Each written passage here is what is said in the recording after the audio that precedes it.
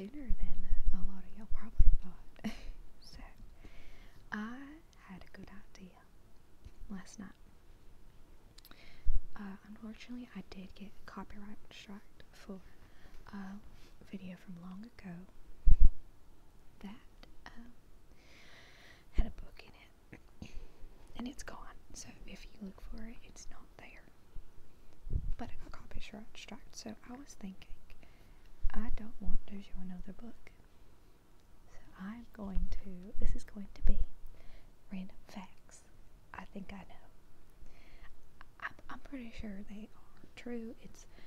I just don't want to be so 100% and then be wrong. Look at my cute puppy. He's sniffing the floor. He's being a good boy.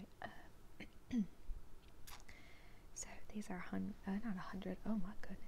These are random facts I think I know, and just things that I've learned over the years. Alright, first, let me think. I wrote some down, actually. Not on my phone, because my phone is right here. But on a paper over here. It's like one word. So the first one says armadillo. Armadillos. Now, what I know about armadillos is they can actually shoot up about 6 feet as a defense mechanism. Which is a big reason that they get killed so often by cars, because their defense is to, like, go up. So they get hit and they, like, get the under of the car. That's what I've been told.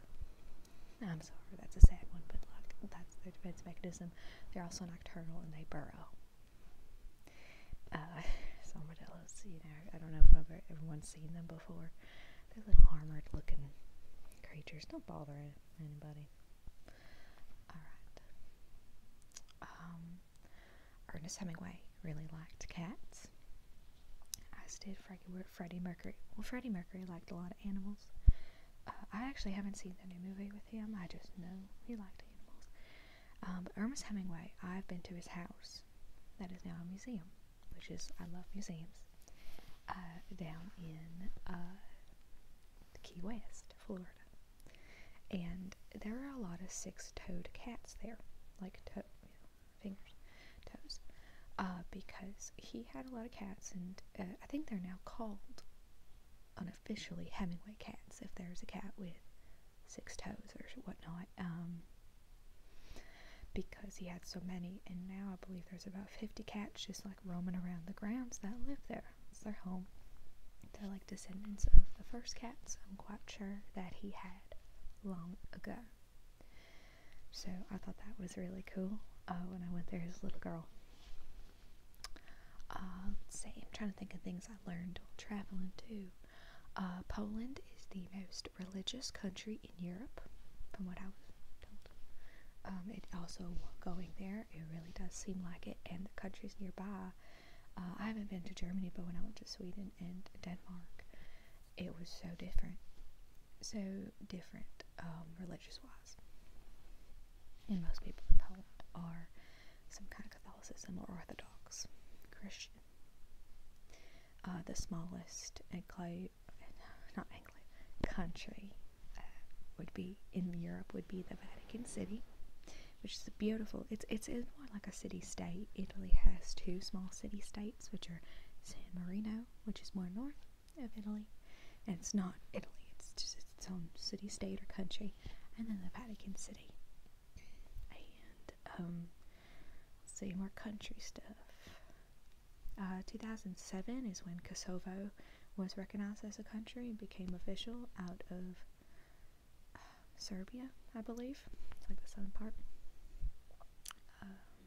Go out check.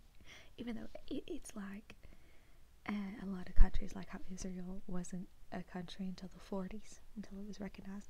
It was a country, the people were a nationless people. Poland was like that at some point. That's why in America, at least in this area of America, there was a joke about dumb Polacks, which I don't know if anyone's offended by hearing that. That was just, they're called dumb Polacks because people would put down Poland when they came over, on like Ellis Island and other methods of travel, and be like, "Oh, you dumb Polack, there's no Poland anymore. You're either in Austria or you're Germany." So basically Austria and Germany. And then, at that point, it was half and half. It was like, Soviet Union, Germany. Let's see, when I went to UK, I found out that Lay's chips here are Walker's chips there. They taste the exact same. I'm pretty sure same company.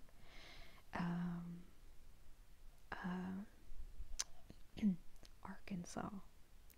Now, I don't know how many people know this. I feel like not a lot do. I actually saw a Vine about this because I love Vine. About how, why is Arkansas called Arkansas and not Arkansas? There's a reason for that. Now, Arkansas comes from the French word for what the French settlers, mostly in mid and north Arkansas, called the Quapaw people, which were a native people that belonged to that area, and that they did very bad things too, unfortunately. But they called the land, it sounded like Arkansas, and it's spelled different. And one thing that you should know about, so Arkansas became a state in 1835. I know this is about random southern states, so well, get ready. And prior to that, it was a territory for about 15 years and recognized.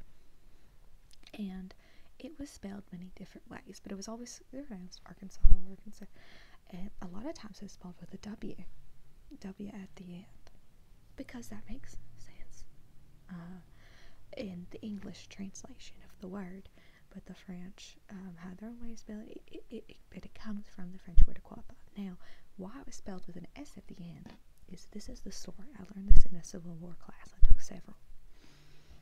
Arkansas, when it became a state in 1835, 1836, at the time, a big thing is you cannot become a state. So there were so many territories. Oklahoma was called the Indian Territory because that's where a lot of reserves and they sent a lot of natives there, and cruelly. But it was called the Indian Territory, Arkansas Territory, Missouri Territory. I'm making a video. You can't. I can't. You have to go. I'm making a video right now. My brother walked in. I'll speed this up.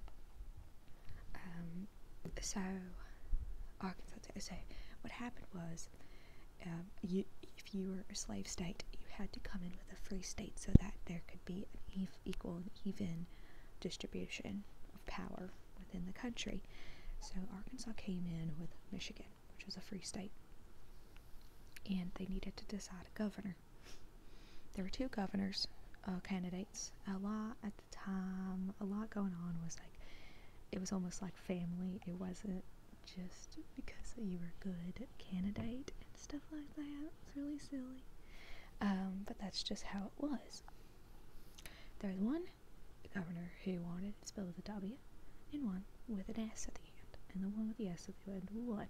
That's kind of how it's been told to me in a short way. I'm telling it to y'all. Some people don't know why West Virginia and Virginia separated, which is because in the Civil War, Virginia, a big portion of Virginia wanted to be with the Union, and the other wanted to be with the Confederacy, which is why it became West Virginia and Virginia. And that's not how all states, that's just that state. North Carolina and South Carolina did not, it's different. I don't know as much because I'm more in the deep South. Let's see, states, facts about Texas. The first president of when it was a country of Texas, which you might not know, I believe it was a country in 1830s, was Sam Houston, which if you know the cities, there's the city of Houston, and he wasn't a president for or he was of his term. And then there was Mirabeau Lamar. Mirabeau Lamar, it's a very French name. I'm not sure if he was born in France. Probably was. He was very notorious for being very harsh against the natives at the time.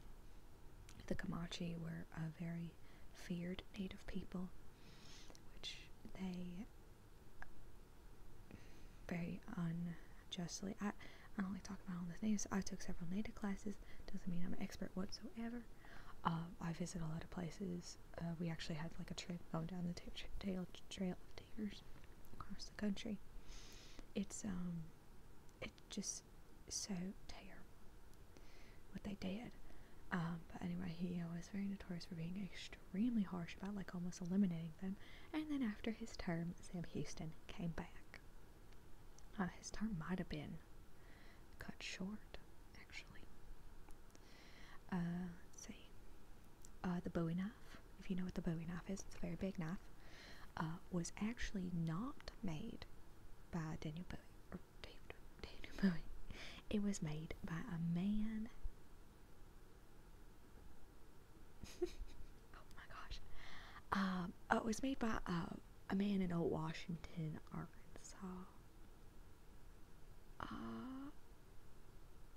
My God, James.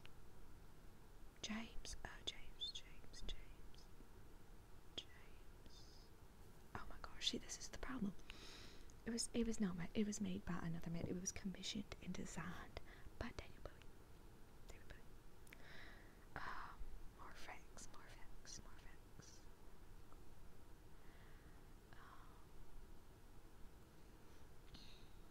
Trying to think of fun facts that I might know, and I might cut this short because I don't know why my brother came in here and ate me.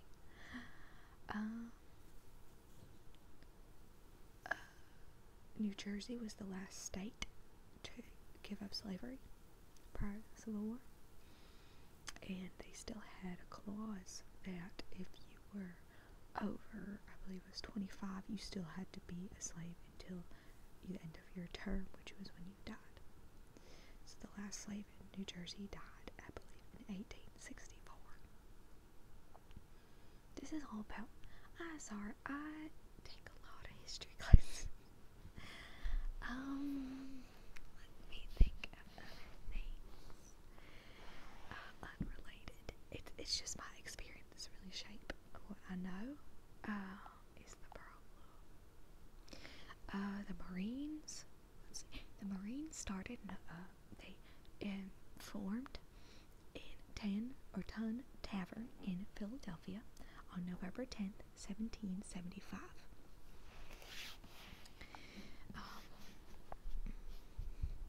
And today, November 10th, is the Marine Day. Franz Ferdinand, before World War I, that helped like trigger the war.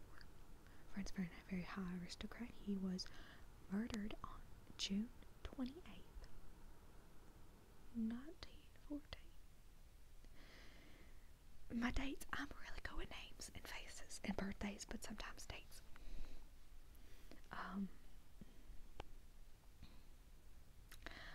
In Tudor history, if we're talking about Tudor history, if you know Henry VIII, who had a notorious 6 wives. At the time, you could be beheaded for treason if you were to say he had 6 wives, because he had the majority or half of them annulled. Now, the first one was annulled because, prior to Henry VIII's reign, his brother Arthur was in power. He was older, and he came to power, I believe, around 15 years old, and he was wed to Catherine of Aragon, who was from Spain. And they were wed for a very short amount of time because he died a tragic death, as a common thing at that time period. I believe it was 1500s.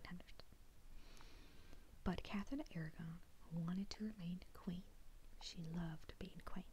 I mean, she felt like it was her destiny to be the queen of England. And customary, she was supposed to go back to Spain and be married off by the Emperor of Spain, her father. But what happened was she wanted to remain there, and she wed Henry.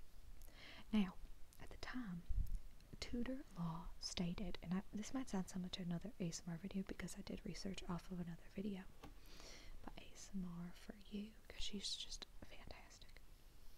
Anyway, they stated that she was a virgin and that she never had sex with or intercourse with Arthur, which would have consummated the marriage and made it valid, I guess, in the eyes of everybody. So she said she was a virgin, so she was allowed to be wed again, and she wasn't a wife of her brother, of Henry's brother, so they wed. And how he annulled the marriage was by stating that she lied, he lied. You know, she was actually, she did actually consummate the marriage with Arthur, so it was invalid of a marriage. And that was about after a couple decades together when she was unable to return male heir, which was a big thing for him. And he actually had a son. I believe he might have had more, but he had a son out of wedlock, and they got the name Fitzroy. Fitz meaning son of, and Roy was a translation, or like it comes from Latin, I believe, of king. So that was a common thing with, I don't want to say bastard, but illegitimate children to have Fitz in the name because it is translated to son of. Another thing about last names like that, a lot of last names are like that. So if you just think about Anderson, you know, son of Ander, Adamczyk would be son of Ada in Polish. In Iceland, it is still tradition to do that, but with son and daughter. So let's say I have an aunt. Okay, her last name's Pearson, and let's say, so your last name would be your father's name, and then son or daughter, depending on your gender. And that's just a tradition. I feel like in a lot of countries that, you know, you take like it's the son or of a place, especially I feel like in British culture, a lot of last names are of a place or of the occupation that you had. My last name is made up from a Slavic name that meant dweller by a lake, but it was Americanized very recent decades. And I'm not going to say it, but I should know. So, those are random facts I think I know. I got off a little tangent. I have to go see what my brother wants. I hope you enjoyed this, and I'm really happy to be back. I thank y'all so much for the encouraging words. In the last 3 days, I think I got 10 more subscribers, which is astounding. Like, I don't know where y'all are coming from, but thank you. I appreciate it. There were some more likes, more comments, and I love to talk to y'all. And yes, I got questions about my face. I don't want to show my whole face right now. Not very comfortable with it. So I hope y'all understand. But thank you so much for your comments and your encouraging words, likes, subscriptions, all that. So I hope you enjoyed. I hope maybe learned something or fact check me. I don't mind. Alright, bye bye.